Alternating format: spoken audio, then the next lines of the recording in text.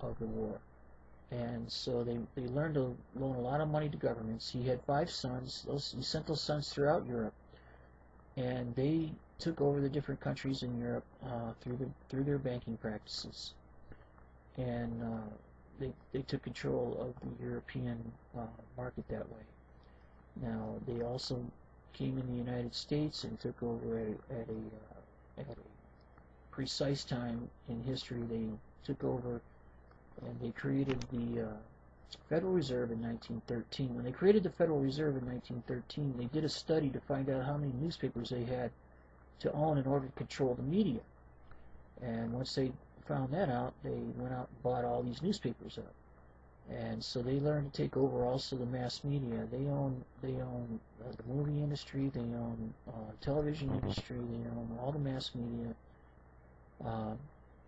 and they program you to think what they want you to think. Now the Rothschilds also manage the money. At this point in time, they own the currencies throughout the world. They also own, they manage the money for the Vatican, and they bow the knee to the Pope. So they actually work for the Vatican, and through help with Adam Weishaupt, they took control of the secret societies and the leaders of the world. They paid the leaders of the world off. They used the media to show you what they want you to think, to distract you from knowing the truth, and also the presidents of the United States are not actually elected; they're appointed by the New World Order. And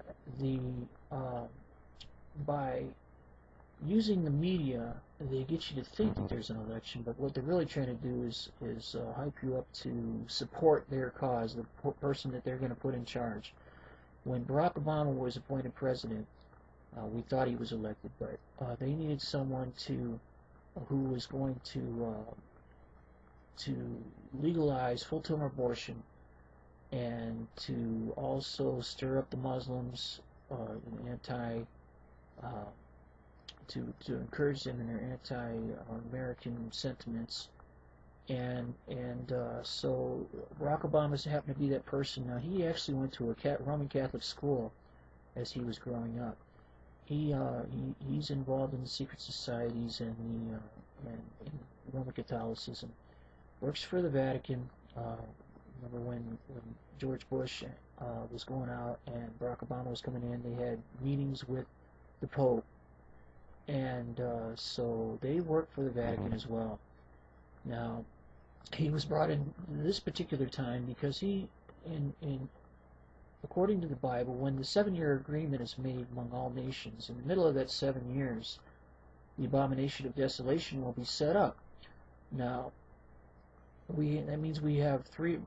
By the time I'm making this, we only have 3 more years. It's going to be in 2012 when the abomination is going to be set up, according to what the Bible is saying, because the United Nations, all the nations of the world made an agreement to form a one world government over the next 7 years at the United Nations. So, and that was on September 25th, 2008.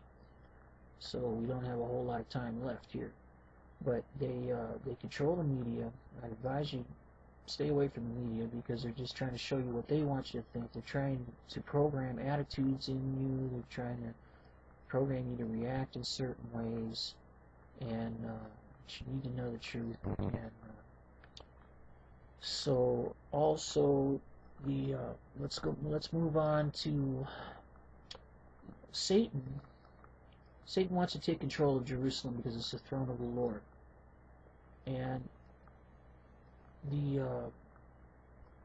Daniel 11:20 it says that the Antichrist is going to send out a tax collector. In this case, he's actually a banker to maintain the royal splendor. And they took back control of Jerusalem through this banking processes. They moved the Khazarian Jews. They bought all the land in the late 1800s and early 1900s. They bought all the land in that area of Palestine and Israel, and they moved the Khazarian Jews, the Ashkenazi Jews, down into that area down there. And now you see 3 factions in Jerusalem. You see the Muslims, you see the Talmudic Jews, and you see the Catholics.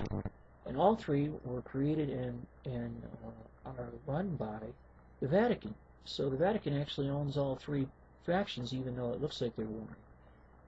Vatican owns corporations throughout the world, and that appear to be competing, but there's companies that are owned by other companies, owned by corporations that are owned by other corporations, that ultimately all go back to the Rothschilds. They never put their name on anything. They have people working for them that have their names on these things, and the Rockefellers in 1913 were represented also in the One World Bank in the Federal Reserve when it was created. They're moving toward a one world monetary system, a one world currency. They already own all the money. All they have to do is pull all the money out of the system. They're experts at doing this. They've been creating wars for centuries and pulling money out to create depressions and overthrow economies and people that they want to overthrow, and so they loan out all this money to all these people and put everybody in debt to them, so that everybody owes them money, and then all they have to do is pull the money out of the system, and the system is overthrown, and that's what they're heading for. They're going to pull the money out of the system, and they're going to set up the mark of the beast, their one world currency, the RFID chip the Bible prophesied about thousands of years ago. And so they're doing this in conjunction with how the Vatican's moving with UN plans, and so they start wars and they make it look like the Pope is the answer. Wanted to go back to the Khazarian Jews. I don't think I finished that. The Khazars were in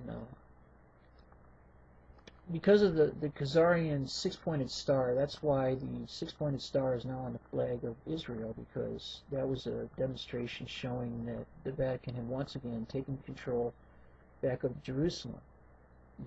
Jerusalem is the throne of the Lord, and Satan wants to have the throne of the Lord.